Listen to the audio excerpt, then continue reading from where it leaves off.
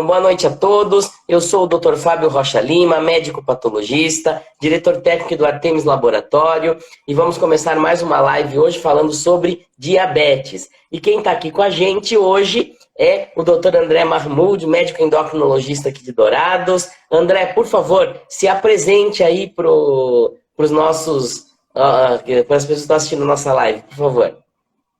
Vamos lá. Bom, primeiramente, boa noite a todos. Para quem não me conhece ainda, que veio do Instagram e da Artemis, meu nome é André, sou colega médico também, sou endocrinologista, especialista em clínica médica, né? A primeira residência de clínica médica eu fiz aqui em Campo Grande, na Santa Casa de Campo Grande. A segunda residência eu fiz lá no Instituto do Rio de Janeiro e agora, né, esse ano agora de 2022, eu estou de volta aqui, trabalhando aqui em Dourados e em parceria também sempre com o Artemis, prestigiando o bom laboratório, né? E, mais uma vez, queria agradecer, tá, a oportunidade por estar aqui hoje. E é um prazer. Vamos lá, vamos bater um papo aí. Vamos bater esse papo. Prazer meu também estar aqui com você. Gosto muito de discutir isso com esses médicos da nova geração, porque eu já fui esse médico da nova geração que chegou em Dourado, já tô virando a velha geração já dos médicos aqui da cidade. Tá certo, né? Bom, André, vamos lá então. Bom, esse mês, né, segunda-feira, dia 14, é o Dia Mundial de Combate ao Diabetes. Então, esse foi o mote da gente resolver fazer essa live, né? Então, fala um pouquinho pra gente o que é o diabetes e por que a importância, né, da gente ter um dia para discutir, né, o combate ao diabetes. Vamos lá, Fabinho. Eu acho que o cunho aqui da nossa live é a gente abranger aí a população geral, né, com termos menos técnicos possíveis, né, para a gente ter esse bate-papo, né? Então, o que é o diabetes, né? A gente começa com uma definição básica. O diabetes, como que eu poderia definir? Ela é uma doença crônica, né? Ou seja, não é algo que veio e vai embora, então é uma doença que permeia, né? Uma doença crônica, na qual o resultado final leva ao acúmulo de glicose, acúmulo de açúcar no sangue. E eu acho que a importância... Live é assim. E eu acho que a importância, né, da gente falar sobre o diabetes é justamente tentar minimizar o desfecho, infelizmente triste, que o diabetes, quando descompensado, traz, né? E a gente vai conversar isso mais para frente, mas é basicamente isso, Fabinho. Legal. Eu costumo usar uma forma de explicar o diabetes, né, que a gente usava tanto nas aulas quanto em várias palestras que a gente já deu aí, né, dizer que, como você falou, né, que a glicose não consegue entrar na célula, né, e acumula um monte de glicose, né. Então eu costumo dizer assim, a glicose é a comida da célula, né, o alimento da célula. Né? Então, a gente fala assim que diabetes é a célula morrendo de fome num mar de comida. Né? Porque quer dizer o quê? Tem muita comida ali, só que aquela comida não entra na célula e a célula está morrendo de fome. Então, eu sempre usei muito essa definição e eu acho que é muito legal para o pessoal que está tentando entender o que é a doença poder compreender. Né? Perfeito. Quando eu era acadêmico de medicina, a gente tinha sempre essas analogias para tentar entender. E a gente costumava, um jeito simples, assim, né, até de leigo, que foi até meu irmão que me falou isso uma vez, era um modelo de chave e fechadura. O que é isso? A fechadura, você já ouviu falar, né? A fechadura seria a célula, né? E a chave seria a insulina. Então, a insulina precisa chegar até dentro da célula para falar assim, glicose, pode entrar agora. A glicose vai lá, entra e promove todo o metabolismo, né?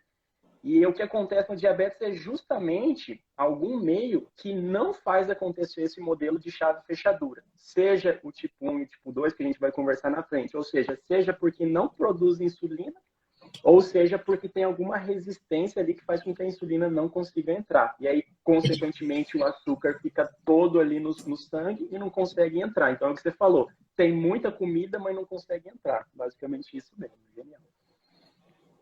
Exatamente. Bom, então vamos lá, André. Então vamos falar dos tipos de diabetes, né? Você começou a falar aí do tipo 1, do tipo 2, então vamos conversar um pouquinho sobre isso. Vamos lá, né? Eu acho que aqui para essa live, para ter esse cunho mais de um bate-papo bacana, é importante a gente lembrar que tem, né, a gente vai conversar de dois tipos de diabetes, basicamente o tipo 1 e o tipo 2. Para nós que somos especialistas em endocrinologia, a gente sabe que vai muito além disso, né? O senhor com laboratório sabe disso, né? A gente faz uma investigação do MOD, do LADA, tem o diabetes gestacional, e é muito mais complexo do que a gente aprende na faculdade, né? Então, acho que o diferencial do especialista é justamente para a gente estar ali, né? Vendo que aquele diabetes tipo 1 que ele veio está estranho, ou que aquele diabetes tipo 2 não está com cara de diabetes tipo 2, né? Mas eu acho assim, para a gente ter esse bate-papo aqui, para a gente, tipo 1 e tipo 2, né? Qual que é a diferença do tipo 1 e tipo 2? O paciente chega muito confuso nisso na consulta, a gente vê isso. O paciente, doutor, eu tenho, qual é meu diabetes? Né? Então, assim, a gente vê que a população, infelizmente, é leiga nesse assunto. Por isso, eu acho que é bem importante a gente conversar, né? De um jeito bem simples, para a gente tentar entender. O tipo 1 não produz insulina. Não produz, né? Tipo 1 produz zero de insulina. É aquele paciente que tem uma autoimunidade presente. É como se fosse uma falha no nosso sistema de defesa do corpo. Células benéficas do nosso corpo vai lá no nosso pâncreas, que é quem produz a insulina, e entende que aquela célula não está fazendo bem. Vai lá e faz uma inflamação e come aquela célula e aí a gente não produz mais insulina. Então, diabetes tipo 1 é falência total das células do pâncreas. É uma célula que chama célula beta, né? Fica ali no nosso pâncreas. E aí não produz, né? É o tratamento que a gente vai conversar ali na frente, mas é basicamente o quê? Se não produz insulina, tem que dar insulina para o paciente, né? O tipo 2 é diferente. O tipo 2 já é aquele paciente geralmente mais velho, em torno dos seus 40, 50 anos de idade. É aquele paciente que tem maus hábitos de vida, né? Aquele paciente que geralmente tem alguns fatores de risco, já carrega alguns fatores de risco, como um sobrepeso, obesidade, é aquele paciente mais sedentário que vai gerar o quê? Não é uma falência das células pancreáticas, ele produz um pouco de insulina, sim.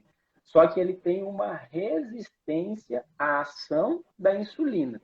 Ou seja, o pâncreas dele produz, está produzindo, ele está soltando insulina, insulina, insulina, só que ele não consegue captar, né, doutor? Ele não pega aquela insulina e faz o modelo chave-fechadura que eu brinquei. Então, o paciente fica com muito açúcar no sangue, ele produz insulina, só que ele não consegue, o organismo dele não consegue captar essa insulina por conta de uma resistência. Em geral, eu gosto de explicar para os meus pacientes o seguinte: o que é essa resistência à insulina? Em geral, é o tecido adiposo. Em geral, é a gordurinha que intermeia ali as células e não consegue fazer com que a insulina entre dentro da célula e promova todo o metabolismo.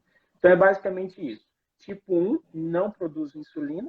Tipo 2 produz insulina no começo, você começa a produzir normalmente insulina, só que você tem uma resistência. Chega uma hora que teu pâncreas fala assim, chega, estou produzindo insulina, não aguento mais, vou parar de produzir insulina. Tanto é que muitas vezes o diabetes tipo 2 começa a usar insulina depois, porque o pâncreas cansa, né? Então é basicamente isso, Fabinho. Legal. Eu também usava uma outra forma também de explicar isso daí também para o pessoal. A gente falava assim, né? Você mesmo falou chave fechadura, né? Então a gente fala que a insulina, a glicose que entrar na célula e a insulina é a chave, né? É com a insulina que ele consegue abrir a porta, né? É isso. Então no tipo 1 não tem a chave, então ele não consegue entrar. E no tipo 2 ele tem a chave, mas a chave não funciona, não entra no receptor. Né? E aí, então, ele tem a chave, mas a fechadura está estragada e não consegue entrar. Então, também é uma forma que eu gostava de usar também nessa discussão, né? Legal, bacana. Muito bom. Bom, então vamos lá, né? O que causa o diabetes? Por que a pessoa se torna diabética? Então, a gente já até tentou puxar um gancho no tema anterior, né? Mas por que a gente se torna diabético? Vamos pensar, né?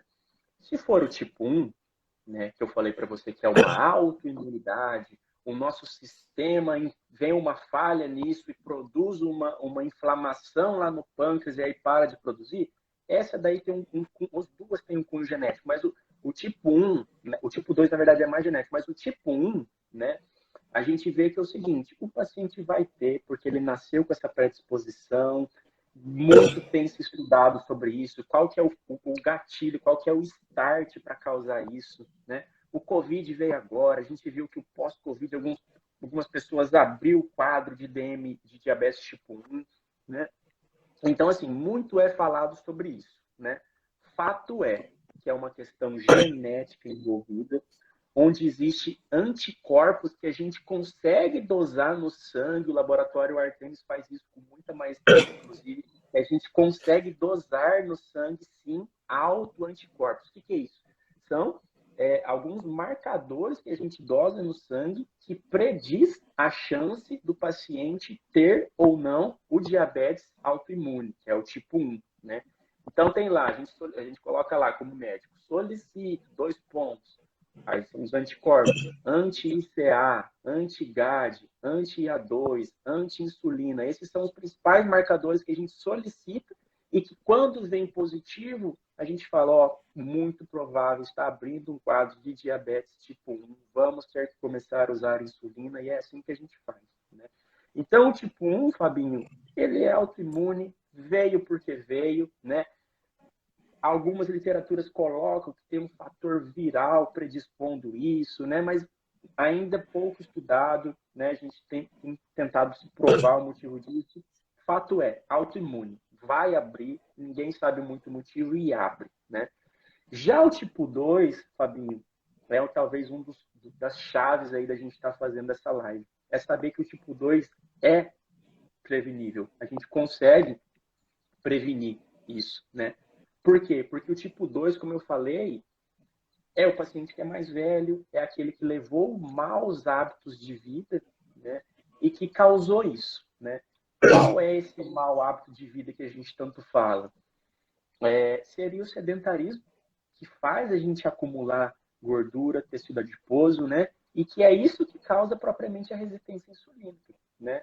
Então, o paciente sedentário, que tem dieta ruim, né? Aquele paciente que tem o hábito, né, de ter uma ingesta calórica muito aquém do que o organismo precisa, rica em carboidrato. A gente, né, meus pacientes são muito radical com a palavra carboidrato. Ah, doutor, eu tenho diabetes, eu tenho que cortar o carboidrato. A gente sabe que não é bem assim, mas de fato o carboidrato, né, quando quebrado, é convertido, vamos dizer assim, em açúcar, né?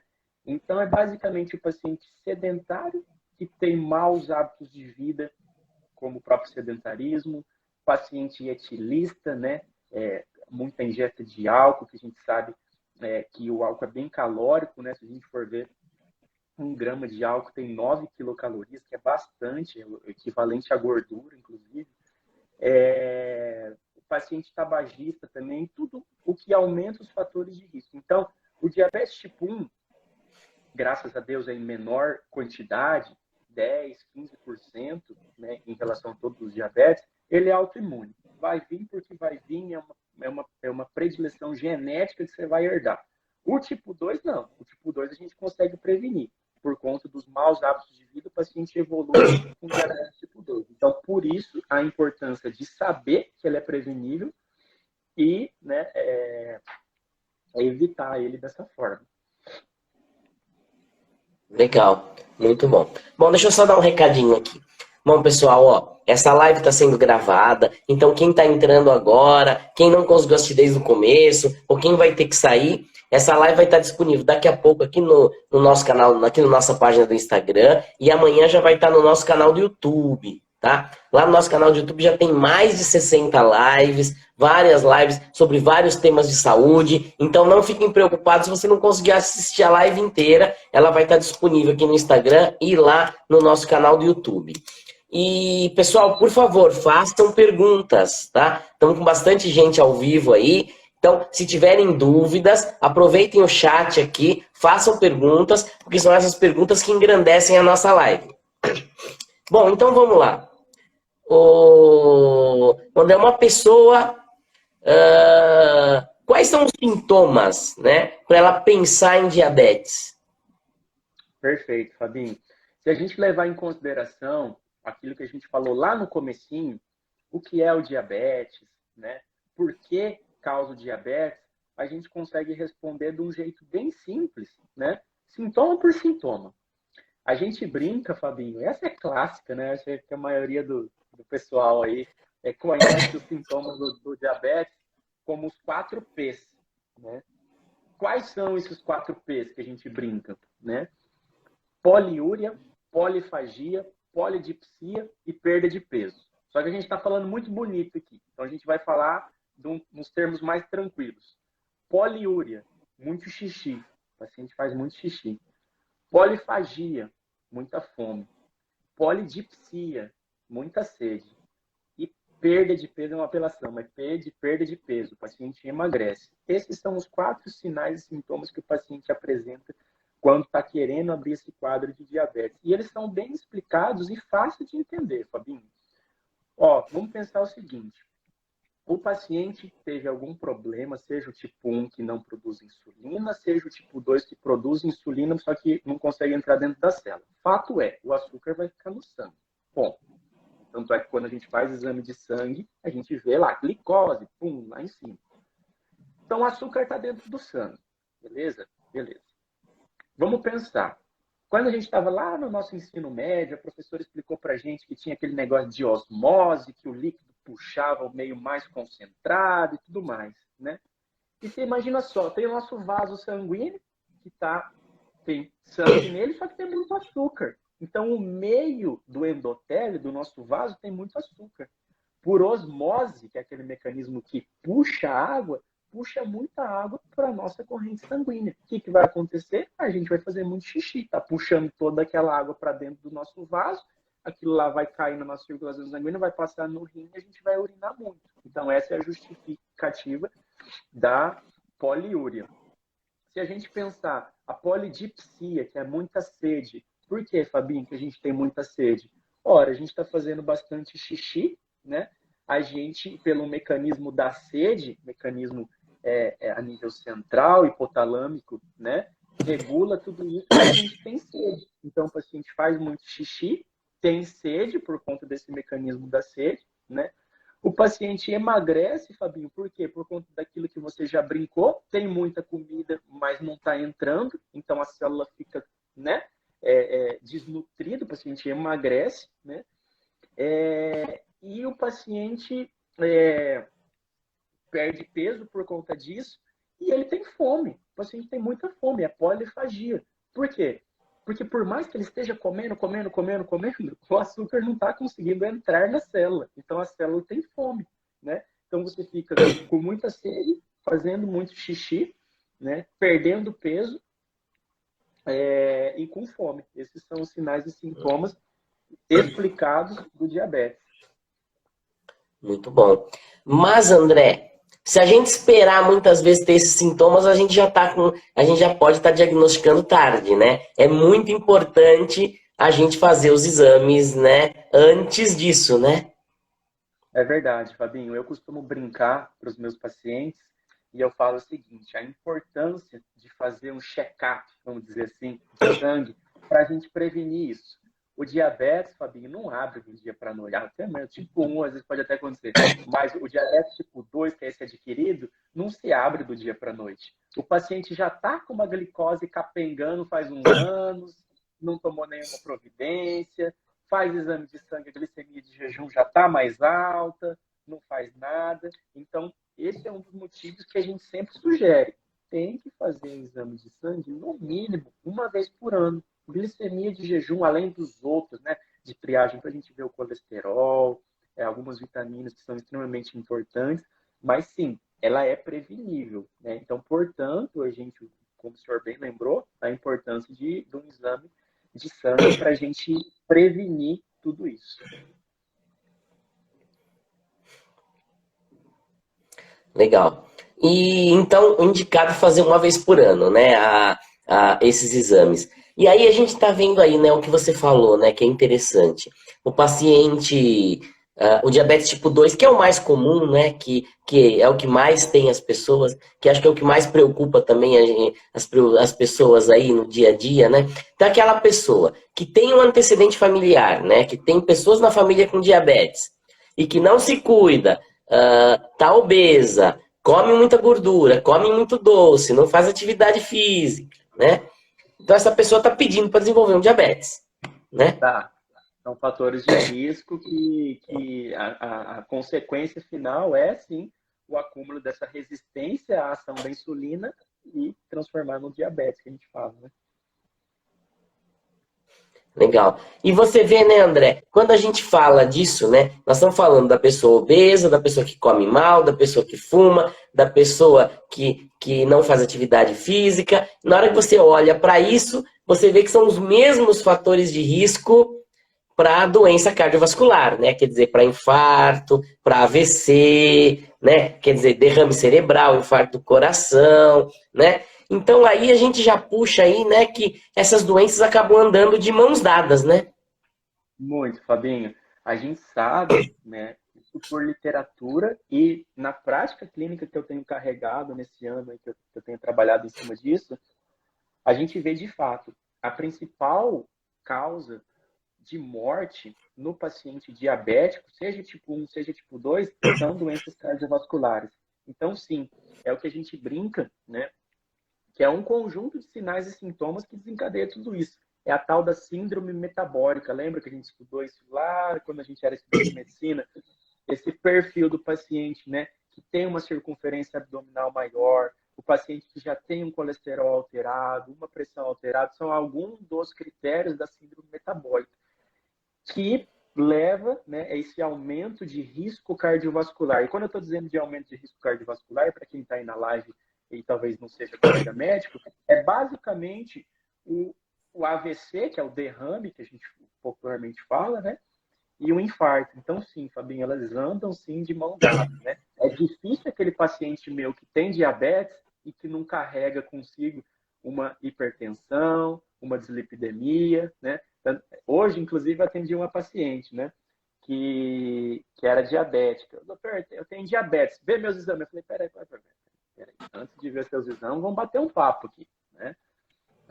E aí eu fui bater um papo com ela e falei, o que a senhora está usando de remédio? Ah, eu uso isso, isso e isso para diabetes. Eu falei assim, e para pressão? O que você toma? Eu nem sabia se ela tinha pressão alta, mas, né? Eu já falei, e para pressão? Ah, para pressão eu uso losartana. Eu falei assim, e para colesterol?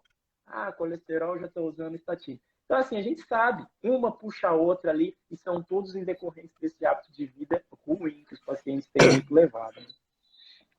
É. Nós estamos agora, né, em pleno Novembro Azul, né? Claro que o foco é o câncer de próstata, mas a gente amplia isso para a saúde do homem, né? E a gente fala muito que o homem não se cuida, né?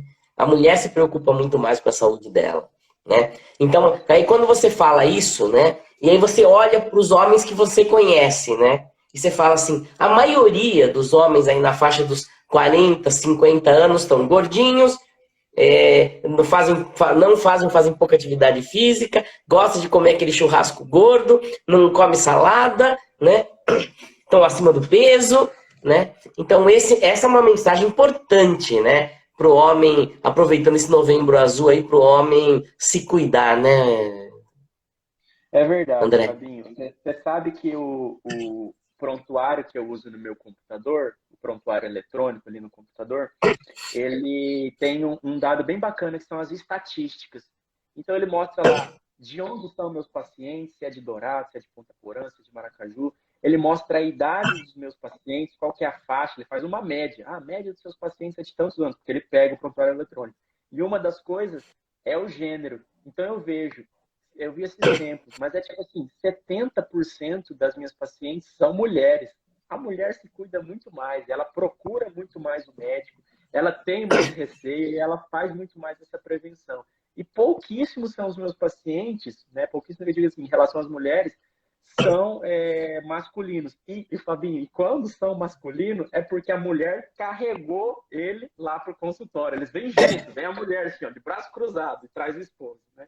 Então, acho que essa conscientização de que o diabetes tipo 2 é uma doença prevenível, que a gente consegue prevenir, isso é muito importante, né? Ainda mais chamando atenção aí para os homens, que em geral, né, tende a ser um pouco mais descuidado, procuram menos assistência médica em relação às mulheres. Eu vi um post esses dias muito interessante do Outubro Rosa, Novembro Azul, né? Então, assim, terminou o Outubro Rosa, começa o Novembro Azul. Então tem o lacinho rosa puxando o lacinho azul para ir no médico, assim, a Puxa, laça.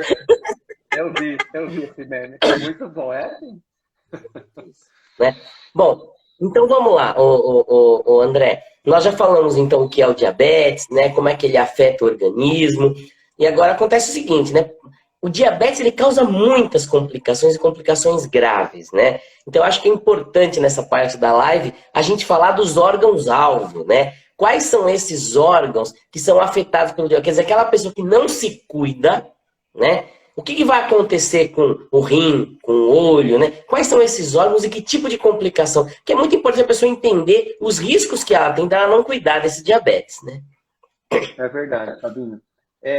Um deles, a gente já bem lembrou, que é o aumento de doenças cardiovasculares. Então, esse a gente já lembrou, já falei que a principal causa de morte, realmente, são doenças cardiovasculares. Doença da circulação, é ele que vai aumentar o risco de trombose, o risco de AVC, o risco de infarto. Então, esse daí a gente já matou, inclusive colocando ele no topo como a principal causa de óbito no paciente, né?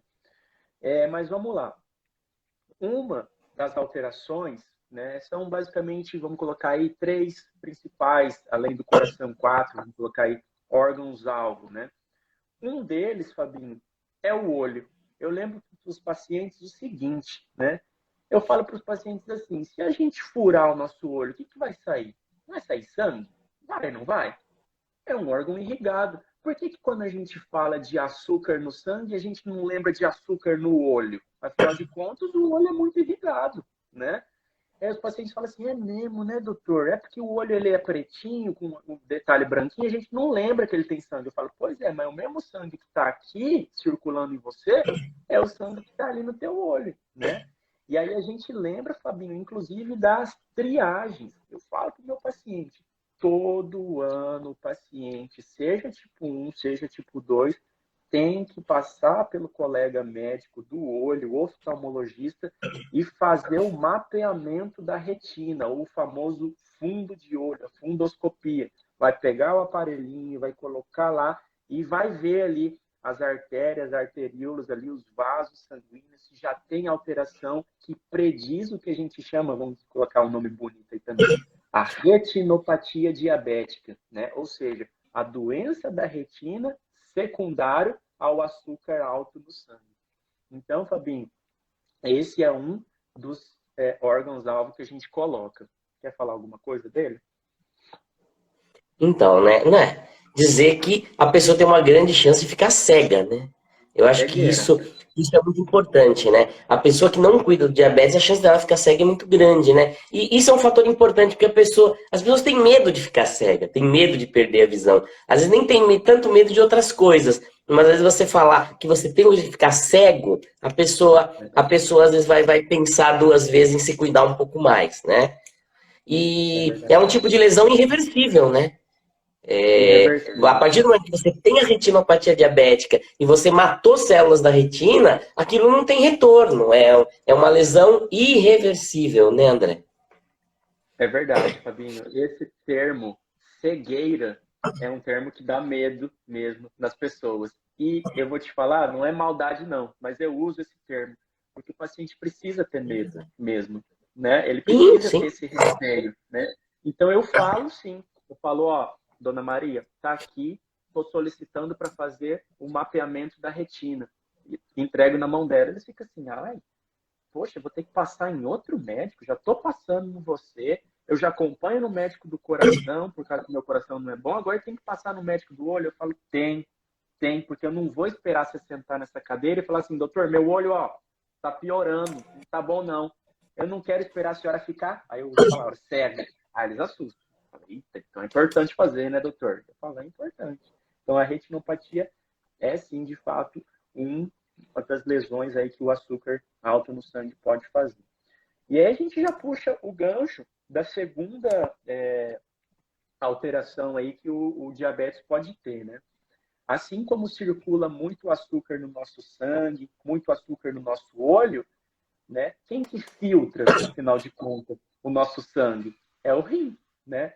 Então, a gente sempre brinca e fala da importância de prevenção aí é um nome bonito, né? Da nefropatia diabética, né? Ou seja, o açúcar alto no sangue vai passar por todo o nosso sangue, vai lá no nosso rim, o rim filtra aquilo, né? E excreta aquilo que não presta mais e absorve aquilo que ainda presta, né? Só que como tem açúcar nesse sangue, o açúcar inflama, né? E o açúcar inflama o rim e causa toda essa alteração, né? E aí a mesma coisa, Fabinho, levo isso para todos os meus pacientes. Anualmente, no mínimo, o paciente tem que ter o exame, na qual a Artemis também coloca para vocês, faz o exame, a gente pode confiar no exame, que é o quê? É a microalbuminúria. Ou seja, a gente consegue ver pequenas partículas de albumina, de proteína, que estão no xixi. E não era para estar. É normal ter até um nível ali. Mais do que o nível esperado, não era para estar. Se tá, é porque o rim já está deixando passar algumas coisas que não era para passar. Então, a microalbuminúria, eu particularmente peço em amostra isolada, um xixi que você faz num potinho mesmo, simples. Antigamente a gente tinha que fazer aquela albuminúria de 24 horas, pegava aquele galão enorme, tinha que fazer Galão xixi de urina. 24 horas. Exatamente. O paciente levava aquele galão de urina lá. Hoje não precisa mais. Hoje a gente sabe que o exame tem sensibilidade e especificidade boa, né? Quando feito em amostra isolada. A Artemis faz o exame. Inclusive, eu solicito para que seja feito anualmente no paciente. Mesma história, explico para o paciente. Explico o seguinte, dona Maria, estou deixando solicitado o exame do xixi aqui, porque eu quero ver se a senhora tem problema no rim. Ah, doutor, mas eu não sinto nada. Eu falei assim, mas não é isso. Que bom, graças a Deus que a senhora não sente nada. E se o exame vier positivo, às vezes você não está sentindo nada, mas tem como a gente prevenir, né, doutor? Tem algumas drogas aí que a gente faz que impede essa remodelação a nível renal, né? Então, a alteração do rim é uma das outras alterações que a gente pode ter. Quer comentar, doutor? É, né? E aí o risco, né? Que se essa pessoa não se cuidar, ela pode perder os rins, né? E ela pode acabar parando Exatamente. lá na bendita máquina de hemodiálise, né? Que é outra coisa que o pessoal também tem medo, né? Você fala, olha, né? Ó, se você não cuida, você não faz o exame, você não se cuida, você vai perder o rim, teu rim vai parar de funcionar, e aí você vai parar lá na máquina de hemodiálise, né? Porque o teu rim não vai funcionar mais. E o diabetes é uma causa importantíssima de falência renal, né? De perda da função renal, né, André? Exatamente, doutor. Eu não consigo me recordar, mas o Brasil tem essa divergência do Brasil e isso dos Estados Unidos. Mas, se não me engano, o Brasil é a primeira ou a segunda causa de insuficiência renal, doença renal crônica, decorrente do diabetes. Né? Eu dou alguns É a primeira, plantões, é a primeira, é a primeira, né, doutor? é E a eu dou primeira. alguns plantões aqui numa clínica de hemodiálise e, cara, assim, a maioria, doutor, assim, 95% dos pacientes são diabéticos. 95% dos pacientes aqui que eu trabalho no serviço de hemodiálise, eles são diabéticos. E aí é aquela história, né? Será que foi feito o exame de rotina anualmente para prevenir essa remodelação a nível renal? Por isso que a gente leva e chama atenção. E muito bem lembrado, né, doutor? Os pacientes, eles têm medo, né, de parar na bendita da cama de hemodiálise. Tem muito medo. E como eu te falei, eu não sou maldoso, não, mas eu tenho que botar esse medo nos pacientes, porque Tem, senão eles são desleixados, né? E eu cito a palavra assim. Eu falo, dona Maria, estou solicitando o exame aqui, porque eu não vou esperar. Eles gostam de usar essa palavra, o rim paralisar. Eles falam essa palavra, meu rim paralisou. Quando você fala isso, eles ficam chocados. E eu falo, eu não quero que a senhora fique numa máquina ali de hemodiálise. Por isso, todo ano, vai fazer o exame do olho, vai fazer o exame do xixi. Então, isso é uma das outras alterações. Puxando o gancho aí, pode falar. Não, pode falar, pode continuar, pode continuar. Eu ia falar de uma outra ainda alteração que o açúcar alto causa, talvez, né, acho que tá bom já de tragédia já, né, que o açúcar alto causa no sangue, né? Mas a terceira, quarta, né, que a gente levou em consideração as doenças cardiovasculares, seria o quê? Quando o açúcar está alto do sangue, né, esse açúcar, né, ele pode intermear ali, ficar ali na periferia, na verdade, dos nossos nervos, né? Então a gente sabe que a gente tem inervações e os pacientes reclamam muito dessa inervação deficiente, vamos dizer assim, lá na perna. Então o paciente chega para a gente, vamos usar o termo bonito novamente, com a neuropatia diabética. O paciente chega, doutor, travado, sentindo muita dor nas pernas, sentindo queimação muitas das vezes, formigamento nas pernas, sensação de que a perna não existe. Alguns falam esse termo para mim, de que realmente eles sentem muita dor. Muitos deles acordam pela noite com dor, fala, doutor, é insuportável essa dor que eu tenho. Por quê, doutor? Porque esse açúcar, né, faz o acúmulo de uma substância que incomoda o nervo e gera essa dessensibilização. Então, o paciente perde muitas das vezes a sensibilidade. Eu já tive paciente, eu lembro disso como se fosse ontem. Eu contei essa história para o meu pai na época. Eu estava no primeiro ano da faculdade. Eu fui lá na Santa Casa, no primeiro ano da faculdade, e eu vi que tinha uma paciente internada lá, não sabia nada de medicina, primeiro ano da faculdade, 2012. E a paciente falou assim para mim, eu tô aqui porque meu pé está infectado, doutor, infeccionou. Eu falei, é mesmo, dona Fulana, infeccionou porque ela falou assim, que eu pisei num prego. Eu falei, pisou no prego? Aí a senhora tirou? Ela falou assim, não, eu pisei e eu nem vi, filho. O prego ficou lá uma semana. Aí eu falei assim, mas como assim o prego ficou lá uma semana e você não tirou esse prego? E aí ela me explicou, ela falou assim, não, filha, é porque eu tenho diabetes. E eu não sabia nada de medicina. Eu falei, mas e daí que você tem diabetes? Então, doutor, isso ficou na minha cabeça e hoje eu carrego para a vida, né? O paciente perde, de fato, a sensibilidade. Tanto tátil, você encosta no pé dele, eu examino os meus pacientes diabéticos. Você encosta no pé, não sente. Você fala, fecha o olho, dona Maria, ela fecha. Você encosta assim, ó, tá sentindo? Ela fala, não estou sentindo. Então, você perde a sensibilidade tátil, você perde a sensibilidade térmica, então o paciente não sente, né? Então, a gente até brinca, fala, ó, vai tomar banho, coloca na água morna, porque às vezes eles vão, tomam um banho pelando fogo lá, eles se queimam e não tá nem sentindo, na verdade. E a sensibilidade dolorosa também, doutor. Então, a gente usa, né, objetos ali pontiagudos, você faz o estímulo doloroso, o paciente não sente, né? E essa neuropatia vai levar a uma consequência, infelizmente, muito triste e estigmatizada. As pessoas sabem disso.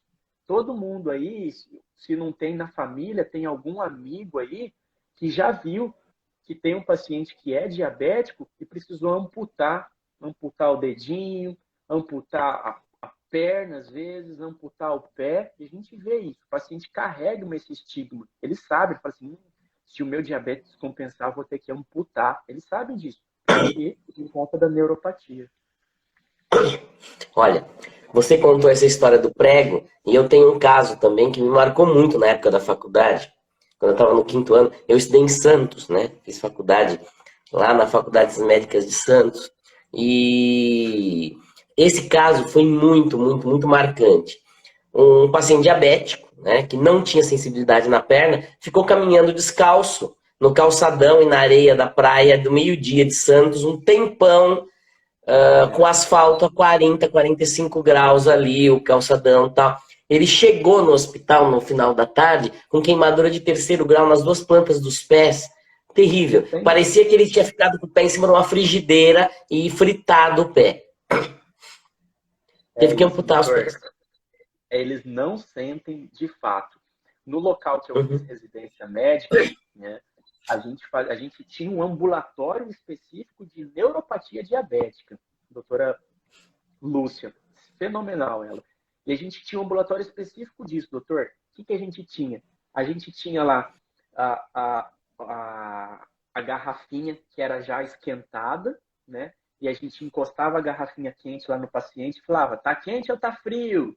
Às vezes você colocava a garrafinha quente na perna da senhora, ela não sabia. Ih, doutor, não sei não. Eles perdem essa sensibilidade. A gente usava o diapasão, que é aquele aparelho que a gente bate assim para saber se está sentindo aquela sensibilidade vibratória, né? E a gente via questão tátil, dolorosa, enfim, era bem bacana, né? E a gente vê que não é brincadeira, não. O paciente não sente mesmo. O paciente não sente. Ó, tem um comentário aqui, não é uma pergunta, mas um comentário aqui. A Aniele Giacobo comentou aqui, ó. Fala da dificuldade de cicatrização.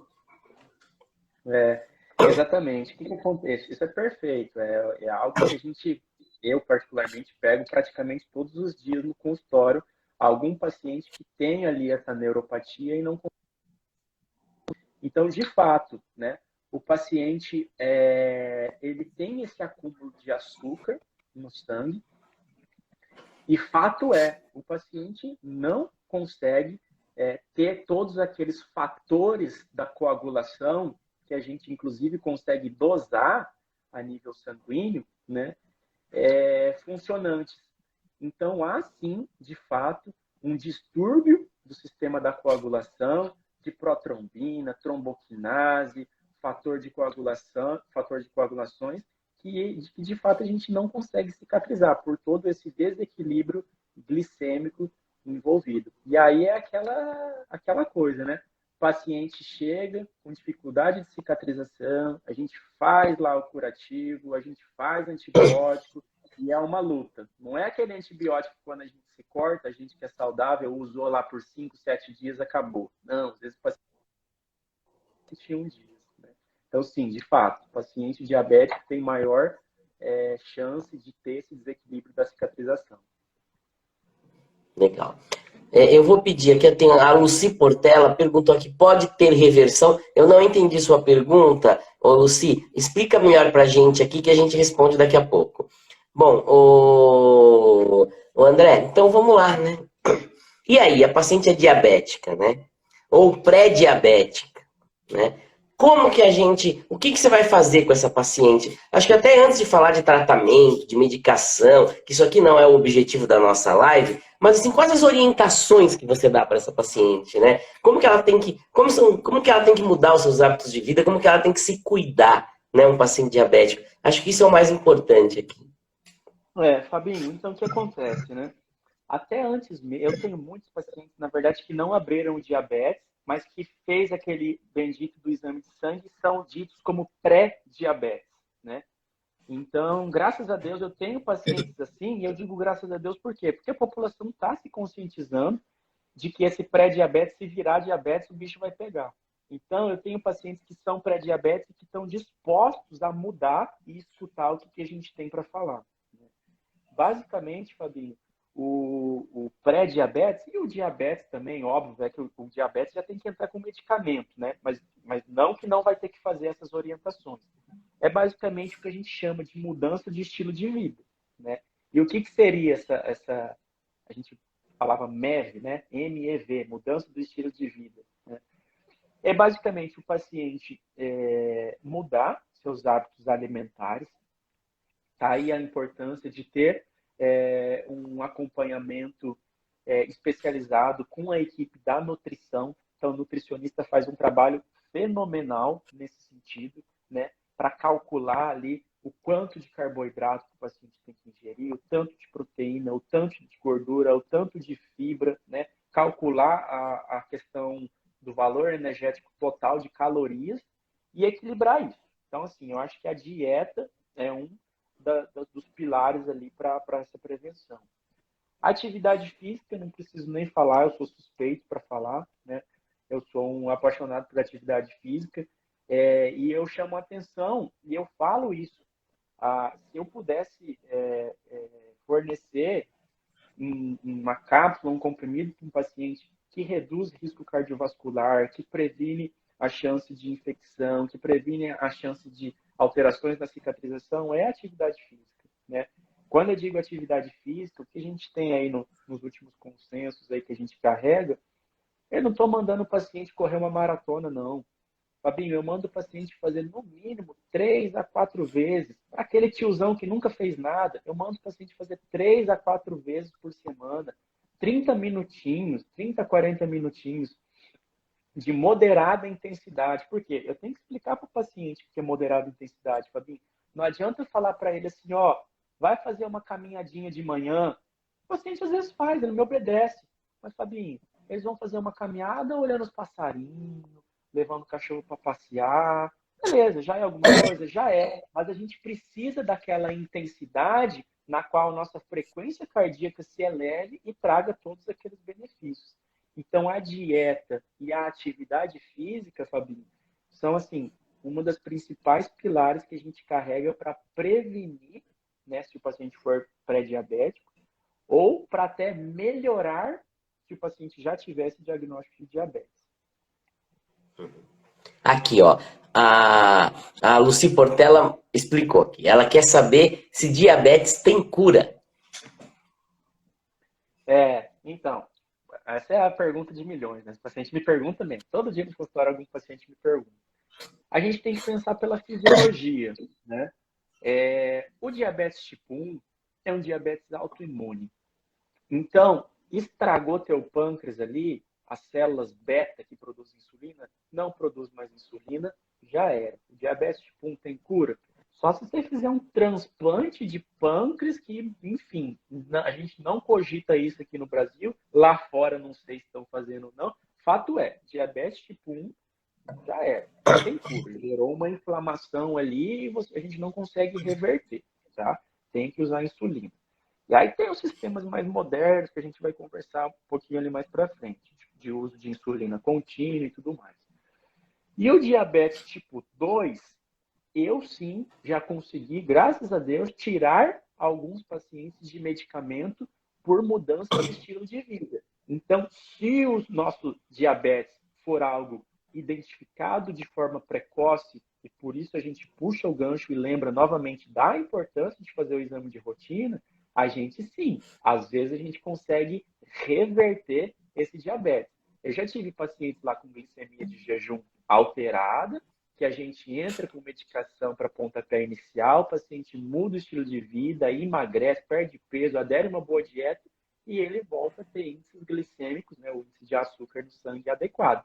Então, respondendo a colega, se o diabetes for o diabetes tipo 2 numa fase inicial, na qual ainda não tem lesão de órgão-alvo, como esse que a gente comentou, a gente consegue reverter. Que legal. Muito bom, né? Legal. E aí vem mais ainda, né, André, a importância de se diagnosticar em fase inicial, né, o diabetes tipo 2, né? De você fazer o exame preventivo, fazer o check-up anual, né? E você detectar aquela intolerância a diabetes, aquele início da elevação do diabetes, para você mudar a tua vida, né, teus hábitos de vida e realmente tentar evitar que aquilo vire um diabetes e você conseguir até reverter a situação, né? É verdade, Fabinho. Ó, tem um colega aqui, ele é um representante de laboratório, o Arlan, ele perguntou aqui, diabetes tipo 1 é irreversível? Arlan, é isso que a gente comentou agora, cara. O diabetes tipo 1, se você teve essa autoimunidade a nível pancreático, já era, né? A gente não consegue, é só administrando insulina mesmo, tá? Então, sim, de fato é irreversível, a menos que haja algo extremamente de moderno para fazer o pâncreas transplantar e tudo mais, que a gente não cogita isso, tá? Uhum. Aí, ó. Aniele Giacobo aí, ó. Qual a importância de uma equipe multiprofissional no tratamento do diabetes? Sensacional. Tem que ter, tem que ter. Eu falo isso para meus pacientes. Eu falo, ó, vocês não me vêm me sobrecarregar, não. Eu vou cuidar do teu hormônio, que é o hormônio da insulina. Eu vou dar um jeito de melhorar essa resistência à insulina. Ah, doutor, mas eu vi ali que você também mexe com essas partes de nutrição. Eu falo, eu não. Nutrição é uma coisa, endocrinologista é outra coisa. Tem que ir para o nutricionista, sim. Tem que procurar um bom personal, um profissional de educação física, um personal trainer para orientar ali, fazer qual é a atividade adequada, né? O paciente tem dores ali, tem que ter o fisioterapeuta ali orientando qual tipo de exercício que tem que fazer para melhorar essa neuropatia. Enfim, são várias equipes. Apoio psiquiátrico também, os pacientes muitas vezes é diagnosticado com diabetes, tem esse abalo emocional, então a equipe da psiquiatria é muito importante também. Enfim, são várias áreas, me desculpe se eu esqueci alguma, mas essas são as principais, né?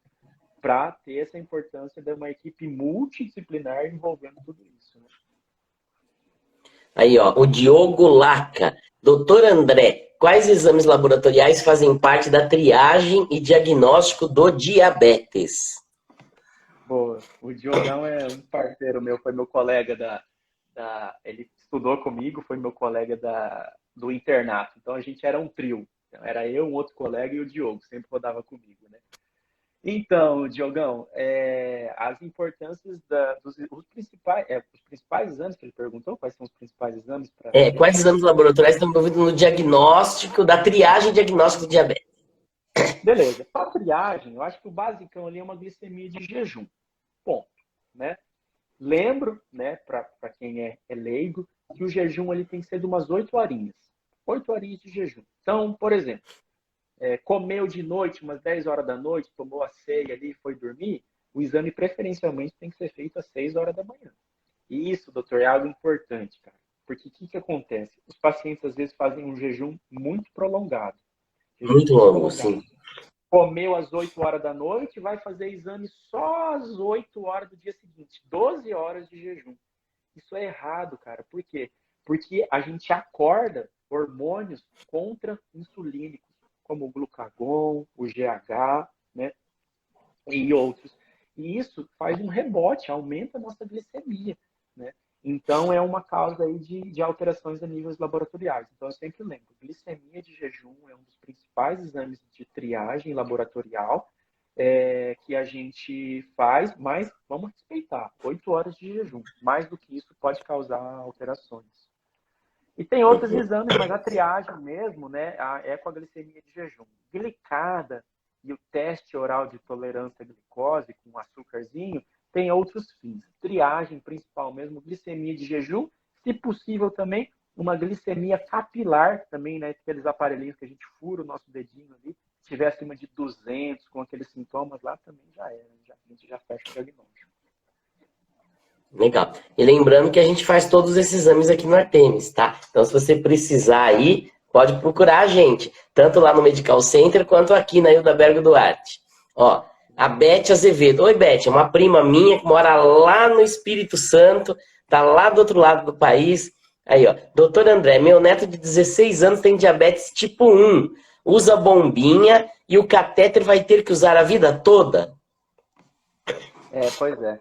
Essa bombinha aí, pelo que o pessoal, para quem não sabe o que é bem bacana, né? A gente brinca e chama isso de pâncreas artificial, praticamente, né? O que acontece? A bombinha é um aparelhinho, né? Que a gente pendura até na calça, aqui assim, e tem esse catéterzinho que ela está perguntando, que é o catéterzinho que vai no interstício, liga ali na barriga mesmo, né? Fica ali a nível quase subcutâneo, um pouquinho antes, na verdade, no interstício. E essa bombinha, esse aparelhinho, tem várias marcas, Medtronic, existe de várias marcas, ele fica liberando insulina pouco a pouco, né? Tem algumas até muito inteligentes que já consegue identificar quanto está a sua glicemia e já libera a quantidade que você setou, o médico seta na máquina. Por exemplo, se tiver glicemia acima de 200, pumba, libera tal quantidade. Se tiver acima de 300, pum, libera outra quantidade. E sim, tem que ter esse cateterzinho para ter essa comunicação, né? A bombinha não pode ficar solta, tem que estar um jeito de comunicar ela na tua barriga. Enfim, mas isso é um tratamento fenomenal, na qual eu trabalho também. A gente trabalha com bombas de insulina. Muito bacana. E ela perguntou, vai ficar a vida toda usando, né? A Tether tem que ficar a vida inteira usando, né? Porque é o meio de comunicação com o interstício, né? Sim, sim. Aqui, ó, a Alana Martins aqui. A bomba de insulina traz uma qualidade de vida melhor para o paciente com diabetes tipo 1? Com certeza. A bomba de insulina traz essa comodidade toda de você não precisar estar ali furando o dedinho, coloca no aparelhinho, vê qual que é o valor, pega a minha receita. Ah, o doutor André mandou falar, colocar que quando tiver de 200 a 250 tem que aplicar 3 unidades. Então, pera lá, vai lá na caneta, puxa a caneta, aplica. Trabalheira, eu sei que dá trabalho, né? Controlar o diabetes é trabalhoso. Para mim, que sou médico, imagina para o paciente, né? Então, assim, há sim uma certa comodidade de você usar a bomba de insulina, mas eu sempre falo para o paciente, não é mil e uma maravilhas, infelizmente. A medicina está cada dia avançando mais e mais para que seja mil e uma maravilhas.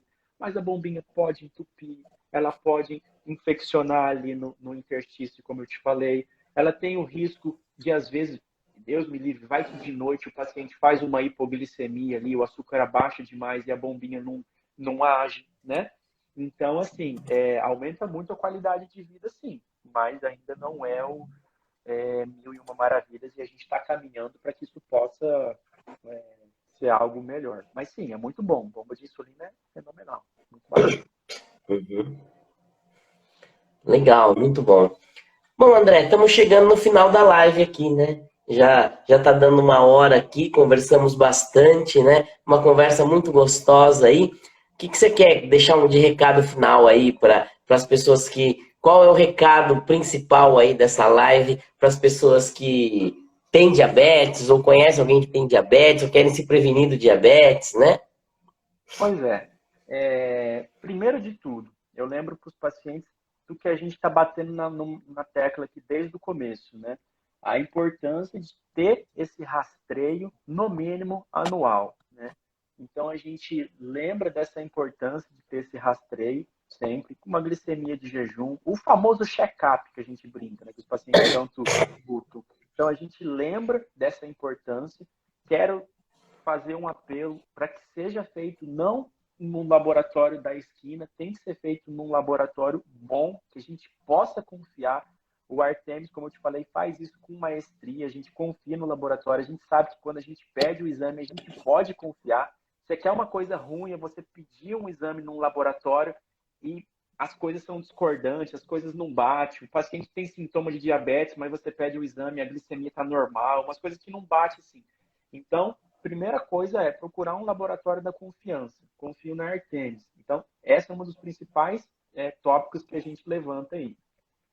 Segundo lembrar que o diabetes é uma causa o diabetes tipo 2, que é 90% dos casos, é uma causa reversível, né? Então, além da gente ter um exame de rotina que demonstre que você tem diabetes, fica tranquilo. Se for aquela fase inicial, a gente consegue entrar com medicamentos e a gente consegue até reverter esse diabetes, né? Então, fica o meu apelo. Façam aí os exames de rotina, no mínimo anual. Vamos ver essa glicemia de jejum, entre outros exames. E não espere o diabetes desenvolver, né? Vamos tentar se cuidar. Com o quê? Com basicamente uma dieta, né? Quando eu digo dieta, não estou mandando pesar a refeição, contar caloria. Não, coisa básica, né?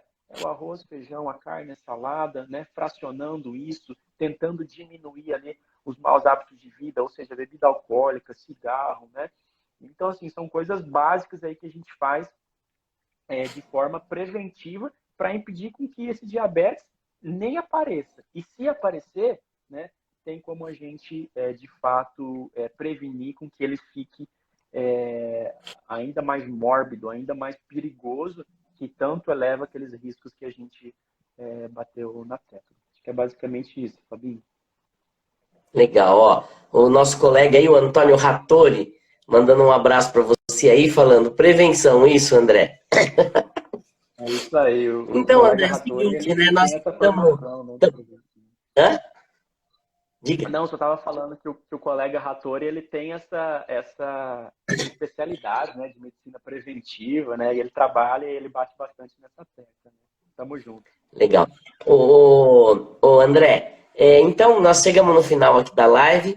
O pessoal aí que assistiu, que gostou, que te conheceu, aonde que te encontra? Aonde que você trabalha? Onde que o pessoal quiser te procurar? Fala aí um pouquinho da onde que aonde que te encontra, por favor. Pois tem depois vocês entram ali no Instagram ali, né, e tem todas as informações certinhas para quem não pegar e não anotar isso, né? e lá tem o endereço certinho, o telefone da clínica e tudo mais. Mas é uma localização ali que é o coração ali de Dourados, a gente brinca, né? Tem o Hospital Santa Rita ali, e é na quadra do Hospital Santa Rita. O nome da rua chama Firmino Vieira de Matos, é o número 1200. Então é na rua ali do Colégio do Imaculada, né? Junto com a rua do Hospital Santa Rita. Quase de esquina, um pouco antes ali da esquina. E eu tô lá todo santo dia, batendo meu ponto lá, graças a Deus, né? Tô lá todo santo dia, ou seja, tô tendo essa demanda de fato, né? E toda tarde, algumas manhãs, inclusive, também eu tô lá. E quem precisar, né?